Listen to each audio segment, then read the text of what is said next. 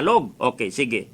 Nasa kabilang linya natin ng telepono si Police Lieutenant Colonel Norby Escobar, ang PIO po ng Antique Police Provincial Office. Lieutenant Colonel Escobar, magandang umaga po. Magandang umaga rin po at sa lahat ng nakikinig ng inyong programa ngayong umagang ito. Okay, live po kayong mapapakinggan ngayon sa lalawigan ng Aklan. Malakas po tayo dyan sa Antique, worldwide po, no? Lieutenant Colonel yung ating broadcast ngayon at siguro sa mga panahong ito ay meron na po kayong idea at meron na pong isinabmit na incident report ang Sibasti Municipal Police Station. Ito po ay may kinalaman sa sinusundan po naming issue at sa patuloy naming pag-iimbestiga po sa nangyaring pagpaputok po ng baril or tantamount illegal discharge, no? Indiscriminate of by using of illegal use of firearms. Lieutenant Colonel Escobar, sir. Tama po, no? May hawak na po kaming investigation report coming from Sibasti Municipal Police Station about doon sa incident ng illegal discharge of firearms allegedly committed nitong si J. Jasper Rico Puerto noong April 25, 2020 at around 9 p.m. Almost 300 meters away from the police station, no? Sa poblasyon ng Sibasti. Malapit lang pala, Colonel, no? 300 meters Apo. away from the Municipal Police Station of Sibasti at nearby the house of Mayor Gasiba Rico Puerto, Lieutenant Colonel Escobar. Ano po yung nakadetalye dyan, sir? So, based on investigation po, yun nga po, may narinig na gunfire yung ating mga kapulisan nung gabi na yun, no? And sa kanilang pag-responde, wala ko silang na aresto or na-identify kung sino yung nagpuputok because nung time po yun ay talagang curfew period na po at wala na pong mapagtanungan doon sa area dahil wala ng tao sa labas. Okay. Siguro natakot na rin. So but during the further investigation nung April 26, sinabukasan na po, no? May na-identify na po yung itong suspect, no, sa indiscriminate or illegal discharge of firearms na si Jasper Rico Puerto. And yun nga, yung accordingly, 4 bursts of gunfire yung narinig, no? Narinig, oo. Nung gabi na yon. And nung na-following day nga na-identify na siya, sinubject siya sa tukang operations. And pagkahapon, tinurn over niya rin yung baril niya para ordnance, no? Caliber 45 pistol. Okay. And yung kagawad naman na nag-turn over din ng empty shells doon sa crime scene, no, na allegedly yun yung mga galing sa baril ni nitong si J. Jasper Rico Puerto. So yan po yung kabuuang detalye sa incident report na isinabmit po, no? Diyan sa inyo sa Antique Police Provincial Office ng Sibasti Municipal Police Station, Lieutenant Colonel Escobar, sir. Opo, nasa custody na po ng PNP Sibasti yung caliber 45 pistol na yon na ginamit sa pagpuputok at yung ebidensya na tatlong empty shells. Okay. So maitanong ko lang, sir, magdedepende po sa iyo kung sasagutin mo o hindi, no? Kasi based diyan sa record nung gabi dahil nasa curfew nga, walang masyadong taong nakalabas, no? At allegedly sa aming investigation ay maraming ang takot na lumabas at magsalita, no, sa pangyayari, no? Kasi kapatid nga ng mayor yung involved. So kinabukasan sa kanilang investigasyon nagkandak sila ng tukhang, no, yung tinatawag na tukhang kontra illegal na armas, no? Yes, yes. So paano po ito ini-effect? Kasi nakakuha na sila ng information at meron na silang target person na pinuntahan, no? At doon nga nangyari na isinurrender itong o tinurn over itong baril, no? So kung ang baril ay tinurn over at na-found out na unlicensed ito at yung subject na tinukhang nila ay involvado sa isang krimen, di ho ba kasama dyan ang suspect? Since nangyari po yung incident is no, the other day pa. Mm. Hindi na po yun magpo-fall sa hot pursuit and wala naman pong personal knowledge yung ating mga kapulisan na siya nga yung talaga yung namaril o napaputok. Mm. So ganun po, no. But considering na yun na po lang strategy natin, no, na pag may nasuspetsahan tayo na nagpaputok or nagmamayari ng baril, kahit na lisensyado o loose firearms yan, pwede pong isubject sa oplan nga tikal, yung tinatawag naming oplan tikal, tukhang kontra armas na luthang. Okay. So, once na po na-recover yun na, that's the time na, mag-i-initiate na kami ng criminal action, no? Okay. Magpapay na ng ibig sabihin, kasi parang naglaps na ang tinatawag na hot pursuit doon sa allegedly na nakomit nitong alleged suspect, no, or person of interest. Makonsider natin na person of interest. Tama ho ba, Colonel? Yes. Kasi hindi pa naman sa inaakusahan at kinakasuhan, no? Person Opo. of interest. So, ibig mong sabihin, na materialize na nagkaroon ng tukhang at na-surrender yung baril, so doon na lang sa baril magkakaroon ng criminal liability kasi yung baril ay walang kaukulang papilis. So pwedeng kasuhan itong si Jasper Ricoperto ng pag-possess ng illegal na armas. Hindi po. Because voluntary sinurrender ang firearms. So, ang gagawin ho namin ngayon is i-verify muna yung firearms kung legitimate ba siya o nasa records ba ng Firearms and Explosive Office natin. But yun na po yung magiging susi sa criminal action na gagawin natin because na-surrender niya yung firearms as specimen at may na-recover na empty shells doon sa crime scene. So, ibig sabihin, maipapile ho natin yung illegal discharge of firearms. I see. So, Yun police pong, police illegal ang complainant. Yes po, police ang complainant at mayroon po tayong magiging witness, yung nag-recover ng Okay.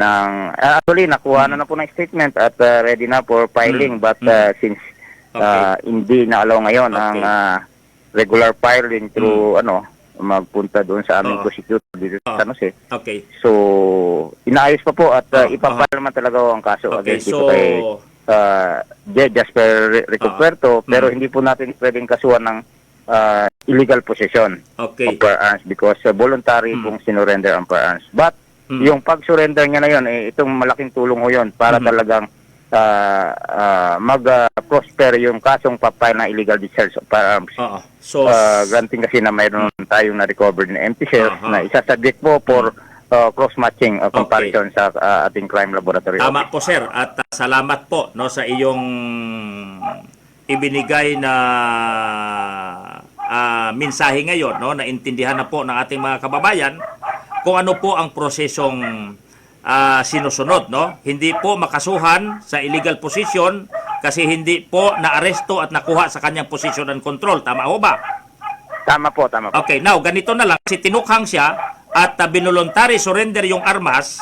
So yung mangyayari sa armas, ipoproseso yan sa Firearms Division kung may record o wala. Pag nalaman na walang record, so illegal na armas, lost firearms, Lost firearms. So yung baril is a subject for ballistic kung pumutok at saka yung empty fire cartridge is a subject for cross-matching kung galing sa chamber ng 45 ni Jasper yung mga basiyong na-recover na tinon-over po ng tanod sa Kagawad papuntang Sebasti Police Station. Apo. So, nakuna na po ng affidavit yung nag-turnover ng mga empty fire cartridge. So, pag na-determine itong lahat, dito na magpopormula na mapailan po ng kasong illegal discharge of firearms itong si G. Jasper Ricoperto. Yes po, yung result po, yun po yung magiging susi para mag-prosper po yung kaso na talagang magkaroon ng lalabasan siya ng warrant of arrest kung in kaso po na na-file po yung kaso. Okay, kasi hindi po namin alam yung proseso kung paano po isinasagawa yung uplan tukhang sa illegal kasi hindi lang basta-basta yan na kapag inakusahan mo yung tao, napuntahan mo sa bahay, that is against his will, tama? Opo. Dahil na may reklamo at siya yung tinuturong suspect, so may rason yung ating pulis, walang technicality. Wala po. Yun nga ho, kung sana po, nung gabi pa lang, may nakapagsabi na sa ating pulis na siya yung suspect at magsasama doon sa bahay ng suspect, pwede sana yun sa natawag na hot pursuit at pwede pa hong i-aresto. Pwede pa sang may aresto at mapaila ng patong-patong na kaso yung sa Korpyo, nasa enhanced community quarantine pa po tayo dahil sa pandemya, no? At sa illegal Tama na po armas at sa kanyang ginawang public disturbance or indiscriminate. Tama ho ba, Lieutenant Tama po Colonel yun. Pwede Escobar? pong idagdag ang kaso na yun na disobedience o alarm scandal considering na curfew period na po yun. Kasi pwede naman pong ma-review yung Bayanihan Act as 1 na if you are making disturbance sa umiiral na enhanced community quarantine, pwede pa po yung maidagdag, no? Lieutenant Colonel Escobar, kung alam lang po ng taga Sibasti, kasi ang Sibasti Police Station ang magpapile ng kaso. Tama ho ba? Yes, opo. Sasama po yun. Tama po yan. Isasama po natin, i-recommend natin sa Sibasti Police Station sa filean din ng kaso in relation sa quarantine law. May timetable ho bang sinusunod sa pag-file nitong kaso? Baka mag-lapse naman yung reglementary period, Lieutenant Colonel Escobar, sir. Sa pagkakaalam mo, po. sir? Wala. Wala po. Pero ito po, na-coordinate na po sa ating provincial prosecutor at yun nga po, in-advise na irregular filing na lang. Para, kasi po, wala pong, hindi po tatanggap yung mga prosecutor na yan. Okay. Now, ganito. Pero magiging open pa rin anytime, no? Na kung halimbawa may lumabas na magtitistigo and to testify at saka magbigay po ng under oath na affidavit na ituro pa rin siya doon sa nangyari, ay another case po yan na mayroong mga bagong complainant na magsilabasan. Yes, mas maganda po yun kung marami yung sa best evidence rule. Kung mas marami yung witness, mas maganda, mas mabilis yung proseso ng kasi sa narinig namin ng probable cause kasi sa ating suspetado. Kasi sa narinig namin na Colonel, no, sasabihin ko na lang, marami ng mga reklamo. Kaso nga lang, walang may naglalakas loob na magpa-record at mag-complain, no? Kasi may mga tinutukan na raw ito ng baril, may mga tinadyakan, may mga sinuntok. Napakatapang nitong tao, wala lang naglakas loob. Nito lang, no, may naglakas loob na nagparating, especially sa media, kaya nabuksan itong mga kasong ito, no? At sana po ay maliban dito sa sinurrender na caliber 45 ay wala na pong natira pang armas kasi allegedly na may mga itinatago daw ito pang ibang armas, no? May mga long high power firearms pa, no? Na sana po ay maimbestigahan pa ito, no? Mabigyan nyo ng order, no? Yung Sibasti Police Station to investigate and apply search warrant. Lieutenant Colonel Escobar, sir. Kasi dito daw takot ang tao kasi marami daw silang armas at mga guns. Tama po yan, no? I-recommenda po natin sa Chief of Police ng Sibasti Police Stations na i-determine pa o i-check kung mayroon pa siyang mga other firearms ginatago, no? Tapos, yun nga po, ipaliwanag ko lang na sa ngayon po, no one is above the law po tayo. Kahit Tama po, sir. sinasabi nating kamag-anak ng politiko, hindi po natin, basta nakagawa po ng krimen, isasabit natin to sa police operation. Tama po, sir. Diyan po ako saludo sa inyo. Sana po ating mga kababayan ay huwag kong matakot mag-text o mag-inform para matigil na po kung talagang ganito po ginagawa ng suspetsado na to. Kasi kahit anak man siya ng gobernador o sinong Ponso Pilato na mataas na politiko, basta't nagkasala, mai-report lang sa pulis, gagawin po ng pulis yung kanilang mga trabaho. Kahit kapatid pa kamag-anak po ng pulis. Kagaya po ng nasabi ninyo, sir, wala pong pinapalampas ang batas, no? Hindi po double standard ang batas natin. Tama ho ba, Colonel Escobar? Tama po yun, sir. At ito po ay tinututukan naman ng aming provincial director, si Police Colonel Roy B. Parena po. At in fact, from time to time, pinapasubmit niya itong hepe ng progress report kung ano ng status ng investigation. Okay. Pakiulit nga, sir, yung pangalan ng inyong provincial director. Hindi ko nakuha. Si Police Colonel Roy B. Parena. Police Colonel Roy D. Parena. Parena. Okay, Parena po. Okay, salamat po. Okay, sige sir, no? Napakalinaw po ng inyong statement regarding dito at sabi mo nga, time to time, minomonitor ng inyong kagalang-galang na provincial director, no, na pinapasubmit po, no, ng update, no, patungkol dito sa kasong kinakasangkutan ng kapatid po ng mayor ng Sibasti Antique. At kami po ay umaasa na kung ano man po ang mangyari dito sa Sibasti, kasi alam naman po natin, ay marami na pong lumalabas na isyo against kay Major Anthony Grande, pero binibigyan pa rin po natin siya ng pagkakataon, no, before the bar of public opinion na magampanan niya ang kanyang trabaho na nandyan po ipakita niya sa kanyang mga mamamayan na pinaglilingkuran dyan sa Sibasti, yung tinatawag no to serve and protect, at yung pagiging partial, ang partiality po, no, to serve the people of Antique, na kung sino po ang nagkasala ay may pananagutan po sa batas, Lieutenant Colonel Escobar, sir. Tama po yun. Mandato po namin na to enforce the law without fear or favor po. So, amin pong tututukan to. Okay, aasahan din po namin, sir, ha, na kayo po ay tututok din po sa isyong ito, sa kasong ito, Colonel Escobar. Makakaasa po kayo. Okay, now, for dahil nandirito ka na rin yung po, sir, no, maitatanong ko lang kasi ang Antique province ngayon ay second to the rank, no, pagdating sa COVID cases, no? Nadagdagan po kayo ng 2, no? So mga alituntunin po na isinasagawa at ipinapatupad po ng Philippine National Police Antique sa ilalim po ng pamamahala po ni Police Colonel Roy D. Parena, ano po ang pwede nyong ipanawagan sa ating mga mamayan, no? Bilang yan na lang po yung ambag nila, no, sa atin para makontrol po natin ang pag-spread nitong nakamamatay at hindi po natin makikitang kalaban na virus, Lieutenant Colonel Escobar, sir. Ano po ang mga ginagawa ngayon ng ating mga kapulisan? Yun po, sinusunod po namin ang mga guidelines and protocols na nilalatag ng ating interagency task force, no, sa province. And yun, ang mga bawat kabayanan naman dito po ay meron din silang guidelines or executive order na number 1 po ang stay at home na policy po, yung pag-observe ng physical or social distancing, pag-observe ng no mass gathering, at yung sa established na mga checkpoint po, yung ating tinututukan po yung mga tinatawag na U4, hindi yan inaalaw. Ano po yung U4, sir? Unauthorized person outside residence. So, yan po ang tinututukan. So, that malimit, ma-restrict po yung movement ng mga tao. Okay. So, nakasunod naman po ang ating mga kabayanan, no? Ating mga kapulisan doon sa guidelines na nilatag ng ating task force. So, yun naman pong nangyaring transmission is nag-umpisa lang yun sa isang tao. Oo nga, sa Simirara lang yun eh. O si Simarara at sa Pandan kung ano nyo. Okay. So, because mahigpit nga ho yung ating pinapa-implement dito na driver-only policy sa mga cargo and delivery trucks. So, hindi na po nakadagdag yun.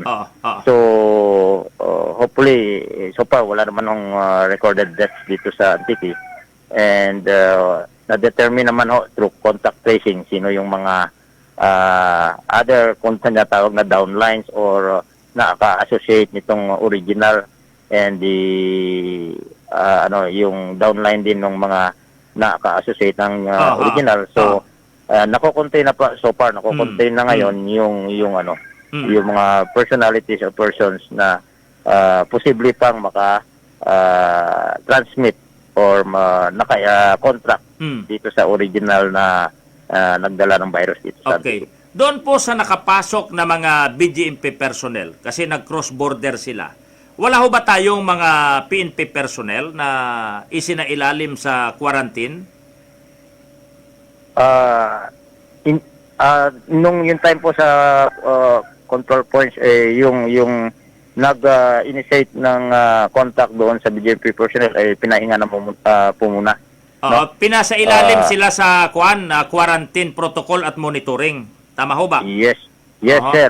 So meaning naapektuhan yung ating frontliner, especially sa hanay ng ating mga kapulisan, no? dahil dito, dahil alam naman ng taga-BGMP na meron ngang PUI sa kanila at kinunan nga ng swab sample, eh ba't pa nila pinaalis? Di ba? Yun yung, Yes, wala. yun yung malungkot ngayon.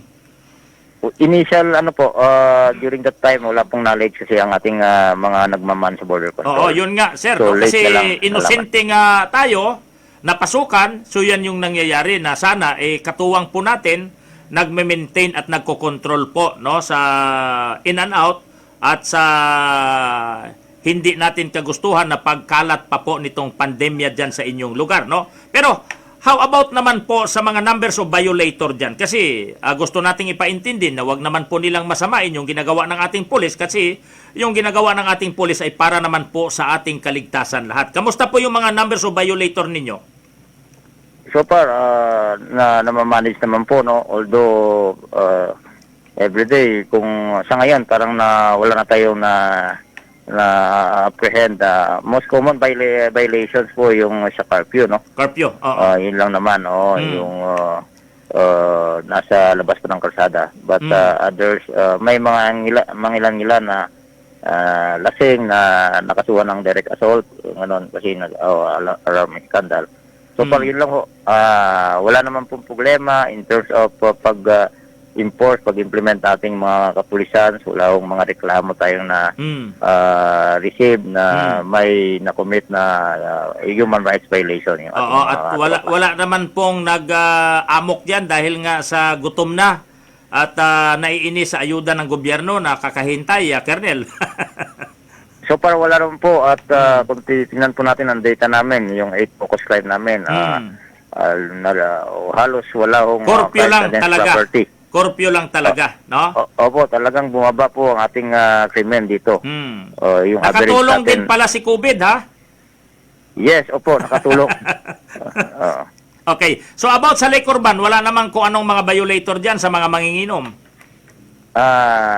Mayroon pong napapailan ng kaso, mangilan-ngilan lang na nag-violate. Okay, sige. With this, Lieutenant Colonel Norby Escobar, lastly po, ang inyong mensahe, panawagan sa ating mga kababayan na mahinahon lang po kasi darating at darating na malampasan po natin itong pandemyang ito. Colonel Escobar, sir. Yan po, sumunod lang po sa mga patakaran ng ating otoridad, no? Ng PNP, ng DOH, at other agency na nagpapatupad nitong enhanced community quarantine.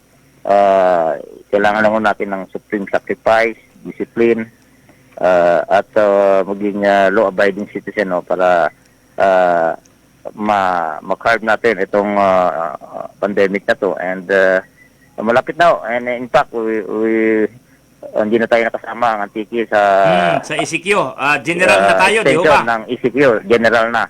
But we still, our governor is still contemplating na tutukan pa rin itong border and strict pa rin yung pag-implement itong quarantine para hindi na po dumami. So, yun lang, cooperation lang hiningi natin sa ating mga kasimanwa because ito'y laban ng hindi lang ng task force, ng PNP, ng other law enforcement or agencies, government agencies, no? But ito'y laban ng lahat.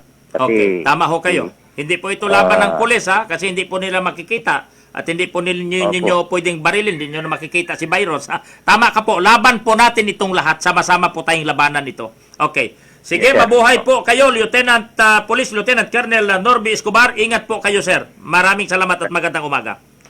Thank you man po sa opportunity. Okay, sige. Nabatian na to, no? Si Police Lieutenant Colonel Norby Escobar, daw abogado, no? Ang galing ni Colonel Escobar mag-explain sa atin. So kung bukon niyang kuntait pabaya ning mga taga Sibasti Police kay 300 meters away, ha? Bisan gani pumati ka sang lata o magbalaring ka lata, bation sa police station, di ba? Mabilis, matapang, walang preno sa serbisyo publiko. Prangkahan agad